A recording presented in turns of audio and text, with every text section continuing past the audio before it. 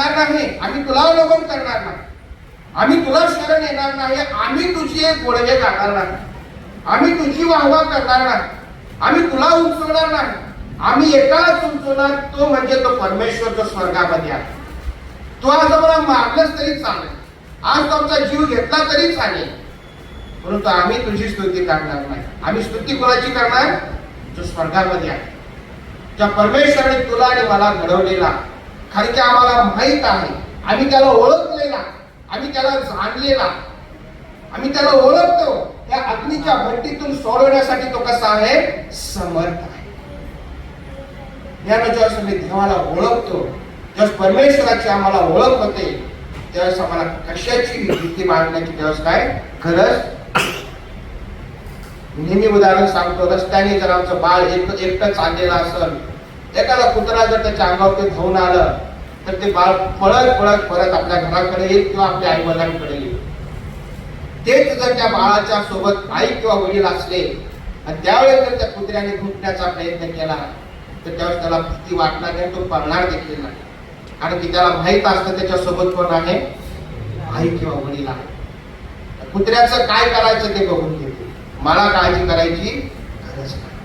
ज्यावेळेस आम्ही देवाला ओळखतो, ज्यावेळेस आमच्या जीवनामध्ये खरी उपासना येते, ज्यावेळेस आम्ही खरे भक्त होतो, ज्यावेळेस आम्ही आत्म्याने आणि खरेपणाने भक्ती करायला शिकतो प्रियानो, त्यावेळेस आम्ही परमेश्वराला पूर्णपणे ओळखलेला असतो. म्हणून आम्हाला त्यावेळेस आजाराची भीती वाटत नाही, संकटाची भीती वाटत नाही, शत्रूंची भीती वाटत नाही, दग्ध अग्नीच्या त्या भट्टीची भीती वाटत नाही. कारण की आम्हाला माहित आहे, मृत्यूच्या इथे जरी तुम्ही जात असलो तरी अरिष्टाला येणार नाही. कारण की तो परमेश्वर त्याची आखरी आणि त्याची काठी मला काय करतील? धीर देते. भक्ती करणारा भक्त जो खरा उपासक आहे, तो कधीच कोणत्या गोष्टीला घाबरत नाही. आम्हाला भीती का वाटत आहे? का आम्ही आजारपणाला घाबरतो? का आम्ही गरिबीला घाबरतो? का आम्ही आमच्या वरिष्ठांना घाबरतो? का आम्हाला सत्य माहित असताना आम्ही बोलत नाही? आम्हाला भीती वाटते बऱ्याच वेळेस खऱ्या गोष्टी बोलत असताना. का तर आम्ही घाबरतो. खरा उपासक कोणाला आम्ही घाबरत नाही. तो अगदी तोंडावरती बोलून मोकळा होतो. कारण की त्याला माहित आहे मला कोणाला घाबरलं पाहिजे, माझ्या मनामध्ये कुणाची भीती असली पाहिजे. देवाचं वचन आम्हाला त्या या ठिकाणी प्रेरणा देत आहे. आज जर आमच्या मनामध्ये भीती असेल, कोणत्याही गोष्टीची असू दे, आजारपणाची असेल, एखाद्या शत्रूची असेल, किंवा आपल्या भवितव्याची असेल, लेकरांच्या चिंता, लेकरांच्या भवितव्याची असेल, एकच गोष्ट मी तुम्हाला सांगू इच्छितो, देवाला पूर्णपणे ओळखा, खरे उपासक व्हा. तुम्हाला कोणत्याही गोष्टीची भीती पुढे वाटणार. आणखी देवाचं वचन सांगतं की तू मला हाक मार म्हणजे मी तुला काय करेन? उत्तर देईन. ज्यावेळेस उपासक खऱ्या अंतःकरणापासून परमेश्वराला हाक मारतो, आवाज देतो, तर देव त्यावेळेस त्याच्यासाठी धावून येतो. कारण की देवाचं आणि त्याचं नातंच थोडं घनिष्ठ असतं. त्याला माहित आहे की देव माझी प्रार्थना ऐकणारा देव आहे, माझ्या प्रार्थनेकडे तो दुर्लक्ष करणारा देव नाही. हीच गोष्ट शद्रक मेशक अबेदनगोला कळाली, हीच गोष्ट दानिएलला देखील कळाली. त्यावेळेस राजा म्हणाला की तुला सिंहाच्या गोळ्यात टाकण्यात येईल. दानिएल म्हणाला तुम्हाला काय करायचे ते करा, मी माझ्या देवाशिवाय कुणाच्याही सोबत काय होणार नाही, नतमस्तक होणार नाही. मी माझ्या नियमाप्रमाणे, नित्य नियमाप्रमाणे माझी मी उपासना चालू ठेवेल. तुम्हाला जिथं टाकायचंय, तुमच्या मनात येईल ते करा. कारण की मला माहित आहे ज्याची मी उपासना करतो, ज्याला मी दंडवत घालतो, ज्याच्या समोर मी गुडघे टेकून प्रार्थना करतो, तो तुझ्यापेक्षा कसा आहे. दानिएलने काहीच केलं नाही प्रियानो. त्या ठिकाणी जरी त्या ठिकाणी घोषणा झाली, सांगण्यात आलं राजाशिवाय कोणाची भक्ती करू नका, परंतु दानिएलने देवाचीच भक्ती केली. परिणाम काय झाला? सिंहाच्या गुहेत त्याला टाकण्यात आला. आता त्या ठिकाणी दानिएल एकटाच उपासक नव्हता, सिंह देखील त्याच्यासोबत बसून देवाचं महात्म्य पाहत होते. लक्षात घ्या, ज्यावेळेस परिस्थिती कठीण असते, प्रतिकूल असते, जर तुम्ही खरे उपासक असाल, देवाला जर तुम्ही ओळखलेला असाल, तर त्या ठिकाणी जे काही तुमच्या कठीण परिस्थितीमधून तुमच्या अवतीभोवती आहे, ती परिस्थिती सुद्धा तुमच्या परमेश्वराचं महात्म्य काय करेल? बघेल. बऱ्याच लोकांचे दवाखान्यामध्ये साक्ष आहे. अनेक पेशंट्स असतात, डॉक्टरने सांगितलेलं असतं संपलं, आता तुमचं काही राहिलं नाही. एखादा देवाचा सेवक जातो, मास्टर निकाजी सरांच्या जीवनामध्ये खूप साक्षी आहेत, कधी त्यांच्यासोबत बसा तुम्ही ऐका की प्रार्थनेच्याद्वारे कितीतरी लोक अद्भुत रीतीने बरे झाले. ते कसं शक्य आहे, का शक्य आहे? कारण की आम्ही त्या देवाला काय केलेलं आहे, म्हणतलेलं आहे, आम्ही त्याचे भक्त आहोत. डॉक्टर काय सांगतो याच्यापेक्षा माझा देव किती महान आहे, कसा आहे महत्वाचा. डॉक्टर सुद्धा अचंबित होता, कसं काय शक्य झालं. आम्हाला वाटलं नव्हतं तुम्ही एवढ्या लवकर रिकवर करा, परंतु देवाला सर्व गोष्टी कशा आहेत शक्य आहे. आम्ही खरे उपासक झालो पाहिजे. आमच्या जीवनाकडे बघून लोक आशीर्वादित होतील. दानिएल ज्यावेळेस पहाड झाली, त्या राजाने रात्रभर जेवण केलं नाही असं बायबल सांगते. दानिएलाची त्याला काळजी वाटत होती. दानिएल सिंहाच्या गुहेत आहे आणि राजा रात्रभर जागी होता, जेवला नाही तो रात्रभर. पहाटे सुटला आणि गेला आणि तो म्हणत आहे की ज्या देवाची तू उपासना करतोस, ज्या देवावर तू विश्वास ठेवतोस, ज्या देवाचा तू भक्त आहेस, ज्या देवाला तू ओळखलेला आहेस, त्या देवाने तुला सोडवलेला आहे काय? तो तसा समर्थ झाला का तुला सोडवण्यासाठी? दानिएल म्हणतो, राजे चिराई असा मी सुखरूप आहे, माझ्या देवाने सिंहाची तोंड बंद केली आहे. कारण मी कुणाचा उपासक आहे? देवाचा उपासक. यामुळे तुमच्या आणि माझ्या जीवनामध्ये ह्या गोष्टी खूप महत्वाच्या. आम्ही खरे उपासक असलो पाहिजे. आज भारत देशामध्ये एक शब्द खूप प्रचलित आहे, अंधभक्त. कोणते भक्त? अंधभक्त. सगळं दिसते त्यांना, तरी सुद्धा ते भक्त आहेत. जे नको करायला, जे नको बोलायला ते बोलत आहेत. त्यांना दिसते की हा माणूस वाईट करत आहे, चुकीचं करत आहे, खोटं बोलत आहे, तरी देखील त्याची स्तुती ते करत आहे. म्हणून लोकांनी त्यांना एक नाव दिलं. काय नाव? अंधभक्त. अशा अंधभक्तांसाठी प्रियानो भविष्यात काही सुरक्षित नाही. ख्रिस्ती जीवनामध्ये एक नाव आहे, नामधारी ख्रिस्ती आणि एक ख्रिस्ती. नाही का? पूर्वीच्या काळामध्ये सुद्धा होते, प्रभू ख्रिस्ताच्या काळामध्ये मोहरीचा दशांश देणारे लोक होते. प्रत्येक गोष्टीचा, छोट्या छोट्या गोष्टींचा दशांश ते देवाला देत होते, परंतु त्यांचं अंतःकरण मात्र देवापासून कसं होतं. म्हणून परमेश्वराने प्रभू ख्रिस्ताने आव्हान केलं, आत्म्याने आणि खरेपणाने परमेश्वराची भक्ती करा, त्याची उपासक व्हा. बरोबर नामधारीपणा, अंधभक्तपणा तुम्हाला तारणार नाही, जे तुम्हाला सुरक्षित ठेवणार नाही. तुमचं भवितव्य धोक्यात आहे. आज जर आमच्या जीवनामध्ये आम्ही जर खरे उपासक झालो नाही तर प्रियानो आज आम्हाला सावध होण्यासाठी परमेश्वर आव्हान करत आहे. परमेश्वर आम्हाला आव्हान करत आहे. एलन जी व्हाईट म्हणतात, testimonies volume 6 page number 361 para 4, let none come to the place of worship to take a nap. There should be no sleeping in the house of God. You do not fall asleep when engaged in your temporal business. Because you have an interest in your work, shall we allow the service which involves eternal interest to be placed on the lower level than temporal affairs of life? Ellen G White म्हणतात, देवाच्या मंदिरात तुम्ही येता, डुलकी घेण्यासाठी येऊ नका, झोपण्यासाठी येऊ नका. सिरियस बिझनेस आहे. बिझनेस कसा आहे? दिस इज गॉड बिझनेस. आपण देवाच्या मंदिरात येतो, कुणासाठी येतो? देवासाठी येतो, हे लक्षात घ्या. इथं आल्यानंतर देव आमच्या अध्यक्षस्थानी असला पाहिजे. आज खेळाची गोष्ट आहे. बऱ्याच मंडळांमध्ये आम्ही बघतो की महिला ज्यावेळेस एकत्र बसतात, एकमेकांच्या साडीकडे बघून साडींची प्रशंसा होते, मंगळसूत्रांची प्रशंसा होते. पुरुष मंडळी ज्यावेळेस एकत्र बसतात, मोबाईलची प्रशंसा होते, तुझा मोबाईल भारी का माझा मोबाईल भारी, किंवा इतर गोष्टीची चर्चा होते, तुझा बॉस असा, माझा बॉस असा, माझं काम असं, माझं काम तसं. ह्या सर्व गोष्टीसाठी शाबार मुळीच नाही, हे लक्षात घ्या. हे खूप सिरियस बिझनेस आहे. शाबादाचा दिवस पवित्र करून, वेगळा करून देवाने आम्हासाठी आशीर्वादित केलेला. इतर दिवसापेक्षा त्यांनी वेगळा केलाय तो दिवस. का तर त्या दिवशी आम्ही फक्त आमच्या देवासाठीच बोलावं, देवाबद्दलच बोलावं, देवाचंच बोलावं. त्या दिवशी दुसऱ्या कोणत्याही गोष्टीला जर तुम्ही स्थान देत असाल याचा अर्थ तुम्ही खूप मोठी चूक करताय. हे देवाचं मंदिर आहे, पवित्र स्थळ आहे. या ठिकाणी आल्यानंतर आम्ही देवाची भक्तीच केली पाहिजे. टेस्टिमनी व्हॉल्यूम 6 पेज नंबर 361 च्या मध्ये एलेन जी व्हाईट म्हणतात, when we do this we miss the blessing which the Lord designed us to have.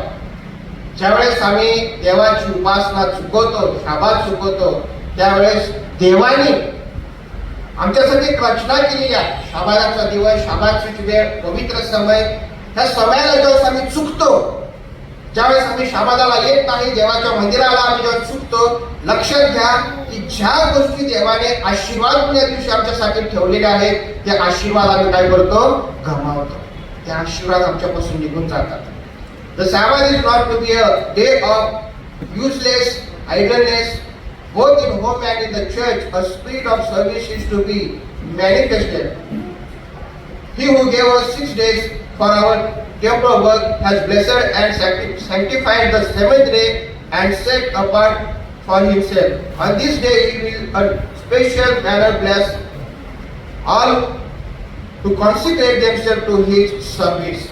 वचन अगदी या ठिकाणी एलेन जी व्हाईट अगदी स्पष्ट सांगत आहे. 6 दिवस आमचे काय काम आहे ते आमच्यासाठी करायचे, परंतु 7वा दिवस परमेश्वराने त्याच्यासाठी काय केलेला आहे? राखून ठेवलेला आहे, वेगळा केलेला आहे. ह्या दिवशी आम्ही देवाचं कार्य केलं पाहिजे आणि पावित्र्याने युक्त होऊन केलं पाहिजे.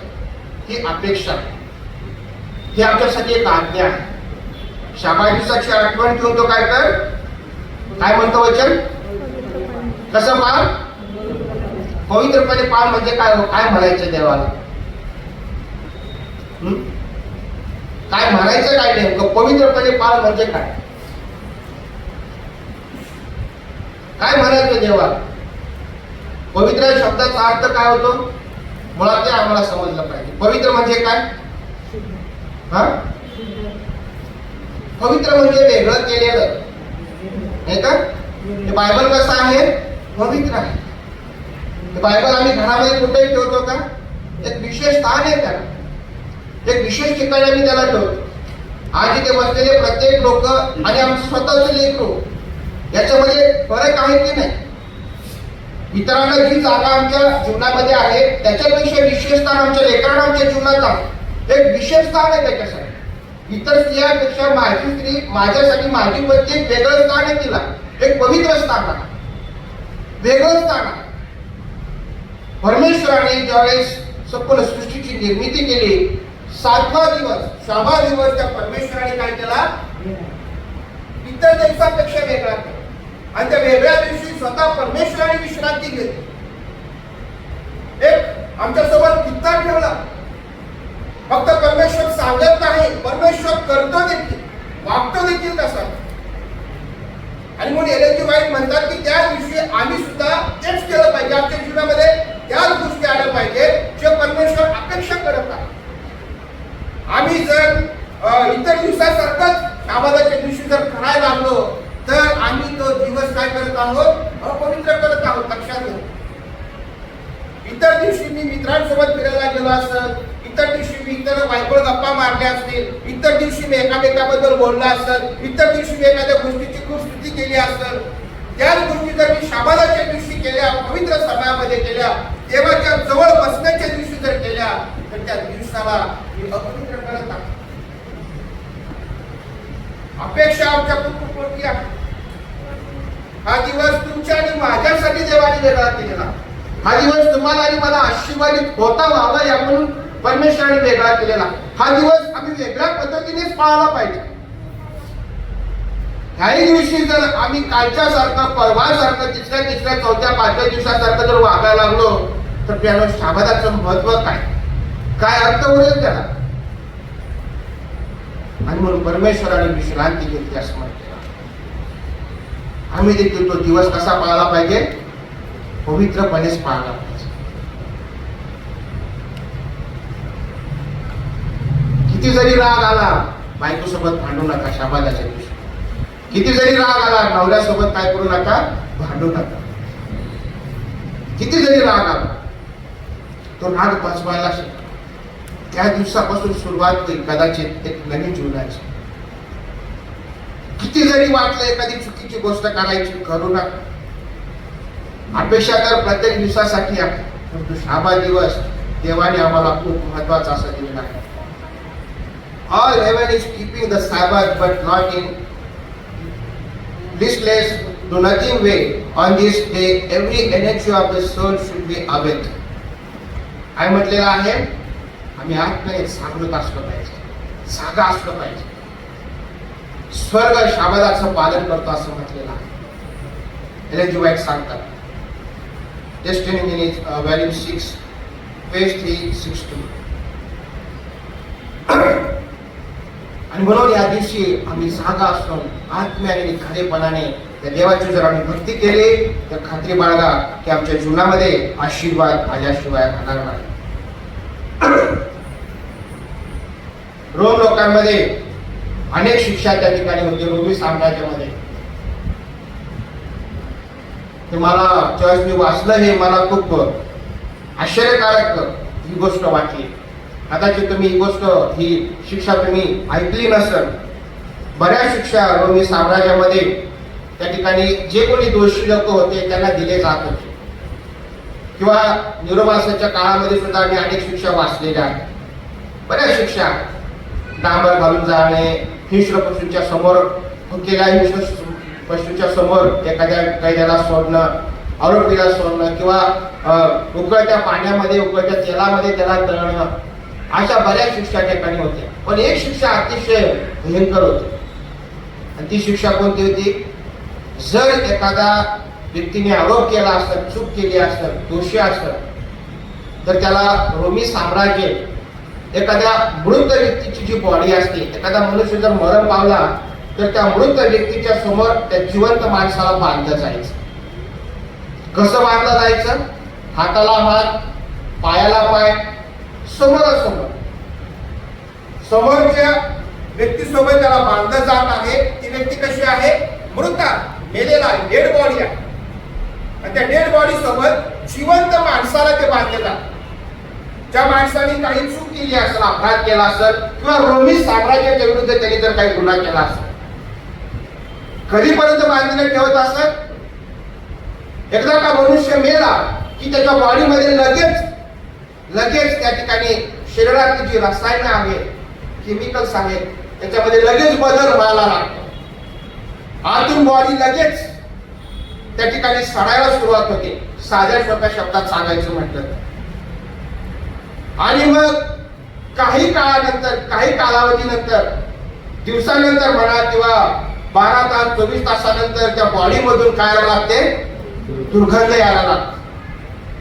हा मनुष्य किती जरी धष्टपुष्ट असला, जो जिवंत आहे, चांगला व्यायाम करणारा जरी असला, चांगल्या खात्या पित्या घरचा असला, एकही आजार जरी नसले त्याला, परंतु जेव्हा त्याला डेड बॉडी सोबत बांधलं जायचं, त्या वासाने, त्या दुर्गंधीने प्रियानो त्या व्यक्तीचं जे दम आहे ते घुटत असत. आणि जसा जसा वेळ जात असेल तशी तशी ती मेलेली बॉडी जास्त दुर्गंधी सोडत असते. आणि जशी जशी ती जास्त दुर्गंधी सोडत, तसा तसा जो जिवंत व्यक्ती आहे त्याची परिस्थिती, त्याची शारीरिक परिस्थिती तशी तशी तो कमकुवत होत असते, प्रतिकार शक्ती कमी होत असते. आणि एक वेळ असा येईल की ती व्यक्ती त्या मृत बॉडीच्या त्या वासामुळे, त्या दुर्गंधीमुळे ती काय होत असेल? मरत असेल. ज्यावेळेस ती मरत असेल त्यावेळेस त्याची शिक्षा काय होत असेल? संपत असेल. मग त्यावेळेस त्या दोघांची देखील विल्हेवाट लावली जात असेल. आज तुमच्या आणि माझ्या जीवनामध्ये आमचं जीवन जर फक्त नामधारीपणाचं राहिलं, अंधभक्ताचं राहिलं, आम्ही जर खरे उपासक झालो नाही, आध्यात्मिक जीवनामध्ये जर आमच्या जीवनाला खऱ्या उपासकाची, प्रभू ख्रिस्ताच्या, देवाची, आमच्या परमेश्वराची जर आम्ही खऱ्या अर्थाने ओळख करून घेतली नाही. आज आम्ही एक वाचन केलं, कृपा करून काढा, ते कोणीतरी वाचा मोठ्याने. पाठ नंबर 190, जीवनाचा मार्ग. खूप सुंदर वाचन होतं, जीवनाचा मार्ग. अंकलाने खूप सुंदर वाचलं. काय त्याच्यात वाचा, पहिलं काय सांगतं मोठ्याने? जीवनाचा मार्ग. देहाची कर्मे तर उघड आहेत, ही जार कर्म, अशुद्धपणा, कामातुरपणा, मूर्तिपूजा, चेटके, वैर, कलह, मत्सर, राग, कट, बुटी, पक्षभेद, भेवा, दारूबाजी, रंगीनपणा आणि अशा इतर गोष्टी याविषयी मी जे पूर्वी तुम्हाला सांगून ठेवले होते तेच आता सांगून ठेवतो की अशी करणे. याकडे बरेच स्वभाव सांगितलेले आहे, बरेच गुणधर्म सांगितलेले आहे. राग, हेवा, तट, कुटी, रंगीलपणा, दारूबाजी, ह्या सर्व गोष्टी ही देहाची कर्म आहे. मी जर म्हणतो की मी जिवंत भविष्ठिष्ठाचा उपासक आहे आणि जर ह्या गोष्टी माझ्या जीवनात आहेत, ह्या गोष्टी जर माझ्या जीवनात दैनंदिन जीवनात आहेत, रोज या गोष्टी जर तुम्ही घेऊन चालत आहे, चालत आहे, रोज या गोष्टी घेऊन जर मी वावरत आहे समाजामध्ये, लोकांसमोर माझ्या मनात एखाद्याबद्दल द्वेष आहे, राग आहे, तट आहे, कुटी आहे, घरामध्ये मी व्यवस्थित वागत नाही, माझं आध्यात्मिक जीवन मी परमेश्वराच्या वचनात घालवत नाही, देवासाठी मी वेळ देत नाही, प्रार्थनेसाठी वेळ देत नाही, असं माझं जीवन आहे आणि मी वरून म्हणतो की मी कोण आहे? मी ख्रिस्ती आहे. याचा अर्थ काय आहे की देहाची कर्म आणि मी जो ख्रिस्ती व्यक्ती आहे, जो जिवंत देवाला ओळखतो, आम्ही दोघंही काय करत आहोत? सोबत चालत आहोत. किती दिवस चालणार? कुठपर्यंत चालणार? ही जर देहाची कर्म माझ्या जीवनातून जर निघाली नाही, निघून गेली नाही, मी जर ती सोडली नाही, तर एक दिवस असा येईल की प्रियानो, माझं आध्यात्मिक जीवन पूर्णपणे काय होईल? मृत होईल. त्या जीवनाचा कुणालाही काही उपयोग होणार नाही. लक्षात घ्या, माझ्यामुळं अनेक लोकांचा नाश होईल. ज्यांच्याही संपर्कात मी जाईल त्यांना माझ्या जीवनातून चांगलं काही मिळणार नाही. त्यांना माझ्याकडून राग, तट, कुटी, हेवा, मत्सर याच गोष्टी त्यांना मिळतील. मग अशा जर गोष्टी इतरांसोबत मी शेअर केल्या, इतरांच्या सोबत मी राहिल्याने जर अशा गोष्टी तो मनुष्य माझ्याकडून जर शिकत असेल, मी तर आध्यात्मिक दृष्टीने मृत आहेच, पण तू ज्यावेळेस मी इतरांच्या सोबत जातो, तोही व्यक्ती आध्यात्मिक दृष्टीने काय होतो? मृत होतो. त्याच्यावरती माझा प्रभाव होतो. बायबल सांगतं, एखाद्या विश्वास करणाऱ्याला जेव्हा मी अडखळतो किंवा त्याला जेव्हा मी नाशाकडे घेऊन जातो, बायबल स्पष्ट सांगतं, ख्रिस्ताचे वचन आहे, त्याला काय म्हटलेलं आहे? साध्याचा ताळा त्याला बांधा आणि त्याला कुठं फेका? समुद्रात फेकून द्या. आमचं जीवन इतरांसाठी प्रेरणादायी असलं पाहिजे. आमचं जीवन इतरांना स्वर्गाच्या राज्याकडे घेऊन जाणार असलं पाहिजे. आमचं जीवन ख्रिस्ताकडे घेऊन जाणार असलं पाहिजे. आमचं जीवन इतरांना अडकवणारं नसलं पाहिजे, इतरांना वाईट शिकवणारं नसलं पाहिजे, इतरांना ख्रिस्त सांगणारं असलं पाहिजे. दानियेलासारखं आमचं जीवन पाहिजे, शद्रक, मेशक, अबेदnego सारखं आमचं जीवन पाहिजे, पावलासारखं आमचं जीवन पाहिजे, स्टेफनासारखं आमचं जीवन पाहिजे, एका खऱ्या उपासकासारखं आमचं जीवन पाहिजे. ज्यावेळेस असं आमचं जीवन होईल, त्यावेळेस आमच्या सोबत अनेक लोक काय होतील? आशीर्वादित होतील. बघा, पेत्र आणि शिला यांना देखील बांधण्यात आलं होतं. काय झाला परिणाम? मेले का ते? एकमेकांकडून प्रेरणा घेऊन त्यांनी प्रार्थना केली, स्तुती आराधना केली, भक्ती केली. त्यांना माहित होतं की आम्ही ज्याची भक्ती करत आहोत तो खूप महान आहे. मंडळी त्यांच्यासाठी प्रार्थना करत होती. त्या स्तुती आराधनेने त्यांचे साखळ दंड काय झाले? घरून पडले.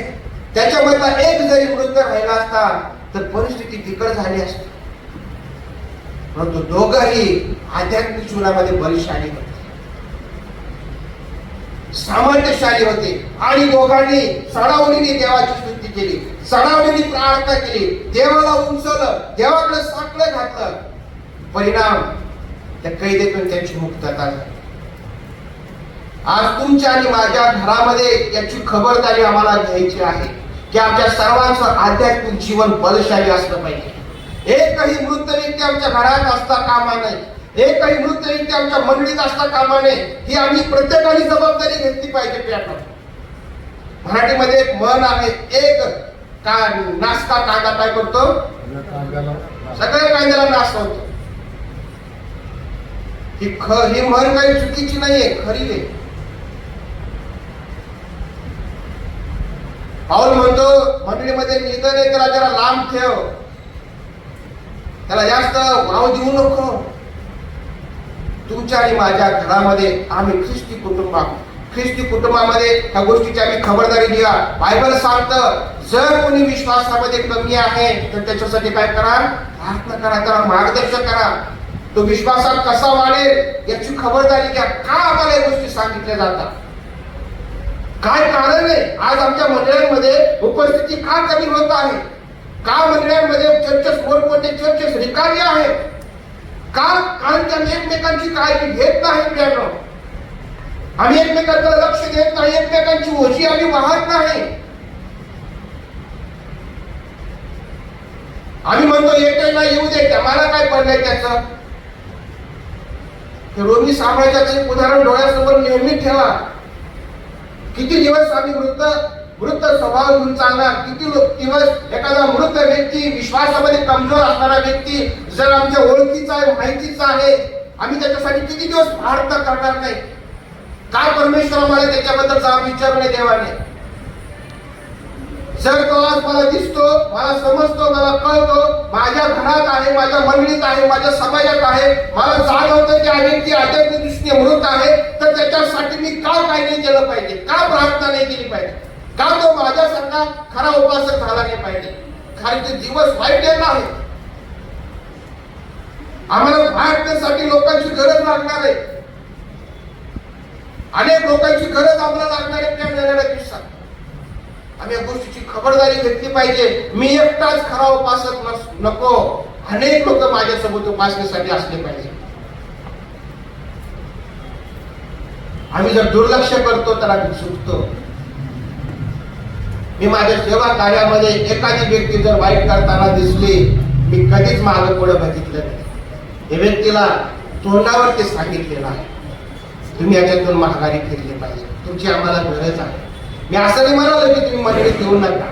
मी त्यांना सांगितलं तुमच्यामध्ये चांगलं काहीतरी आहे, देवाला ते पाहिजे. कदाचित तुम्ही खूप चांगले वक्ते आहात, खूप सुंदर गीत गाता, तुम्ही खूप सुंदर धडे घेता, तुमची गरज आहे मंडळीला. तुम्ही चांगले व्हा, देवाच्या इच्छेप्रमाणे चाला, आम्हाला तुमची गरज आहे. ह्याच लोकांनी त्याला मार्ग सोडलेला, सोडतील, अजूनही सोडतील, पण त्यासाठी आमच्या सहकार्याची ते काय करत आहेत, वाट बघत आहेत. त्यांना सोबत किती दिवस घेऊन चालणार तुम्ही? एक दिवस असा येतो आमचा स्वभाव त्यांच्यासारखा व्हायला वेळ लागत नाही, आणि तो दिवस म्हणजे आमच्या आध्यात्मिक जीवनाचा, आमच्या आध्यात्मिक स्वभावाचा मृत असण्याचा दिवस असणार. आज ऍडव्हेंटिस्ट मंडळाने ह्या गोष्टी समजून घेणं खूप गरजेचं आहे. आज देव आमच्याकडे अपेक्षा करत आहे. आम्ही खरे भक्त होणं खूप गरजेचं आहे, खरे उपासक होणं खूप गरजेचं आहे. कारण की आमचा परमेश्वर, आम्ही खरे उपासक झाल्याशिवाय, आत्म्याने आणि खरेपणाने त्या परमेश्वराची भक्ती केल्याशिवाय त्याला आवडणार नाही. बघा, एक लक्षात घ्या, प्रभू येशू ख्रिस्त ज्या लोकांमध्ये राहिला, वावरला, ज्या लोकांमध्ये येशू ख्रिस्ताने वेळ घालवला, ते काय खूप सज्जन लोक नव्हते, खूप चांगले लोक नव्हते, नीतिमान लोक नव्हते. झक्कायला सारं गाव पापी म्हणायचं. विचार करणाऱ्या स्त्रीला सारं गाव दगड घेऊन मारायला मागं लागलं होतं. त्या वधस्तंभाच्या चोराला दुसरा चोर त्या ठिकाणी थापत होता, किंवा त्याला त्या ठिकाणी शिक्षा झालेली होती. आमचा ख्रिस्त ह्या जगामध्ये लोकांना एक चांगला मार्ग दाखवण्यासाठी आला. ज्या लोकांमध्ये तो राहिला ते लोक खरेच पापी होते. शास्त्री पुरुषी काही येशू ख्रिस्ताला असंच म्हणत नव्हते, हा पाप्यांमध्ये बसतो उठतो, ती गोष्ट खरी होती, त्याच्यामध्ये खोटं काही नव्हतं. पण तो का बसत होता येशू ख्रिस्त त्याच्यामध्ये? त्यांचा स्वभाव येशू ख्रिस्तासारखा व्हावा. आज तीच अपेक्षा ख्रिस्त तुमच्याकडून आणि माझ्याकडून करत आहे. आज जर तुम्हाला कोणी दिसतं की नामधारी आहे, अंधभक्त आहे, खोटा उपासक आहे, ख्रिस्तीचा पिढ्यानपिढ्याचा आहे, पण त्या अजून ख्रिस्त समजलेला नाही, त्यामुळे ही आमची जबाबदारी आहे, तुमची आणि माझी जबाबदारी. त्याला घेऊन उगाच चालत नका जाऊ. एक दिवस येईल, तो दिवस भयंकर असणार. तुमच्या सोबत प्रार्थना करायला कोणी नसणार, कारण बायबल सांगतं जिथे दोघे किंवा तिघे माझ्या नाव जमले तिथे. आम्हाला असे लोक पाहिजे की जे आमच्या सोबत अगदी निडरपणे प्रार्थनेला बसतील. पळणारे लोक आम्हाला नकोय. एक दिवस आला आणि आम्हाला प्रार्थनेची गरज आहे, आपण बोलावलं लोकांना, चला चर्चमध्ये आपल्याला प्रार्थनेसाठी बसायचंय. आपण सगळ्यांना सांगितलं, आम्ही आपली एकटेच आलो प्रार्थनेमध्ये, कोणीच आलं ना. काय करणार तुम्ही एकटे? आज आम्ही एकटे जर खरे भक्त आहोत तर आमची जबाबदारी आहे की आमच्या सोबत 10 लोक प्रार्थनेला बसले पाहिजे, मंडळी प्रार्थनेला बसली पाहिजे, कुणालाही न घाबरता, कोणत्याही परिस्थितीला न घाबरता. कारण की ती प्रार्थना कशी असणार आहे? प्रभावी असणार आहे. एक दिलाने, एक चित्ताने, एक विश्वासाने केलेली प्रार्थना कशी असणार आहे? प्रभावी असणार. म्हणून आज आम्ही खरे भक्त होऊया, खरे उपासक होऊया आणि इतरांना प्रभू ख्रिस्ताचे खरे सच्चे उपासक होण्यासाठी प्रेरणादायी आणि प्रेरणा देऊया. देव बाप आम्हा सर्वांना आशीर्वाद.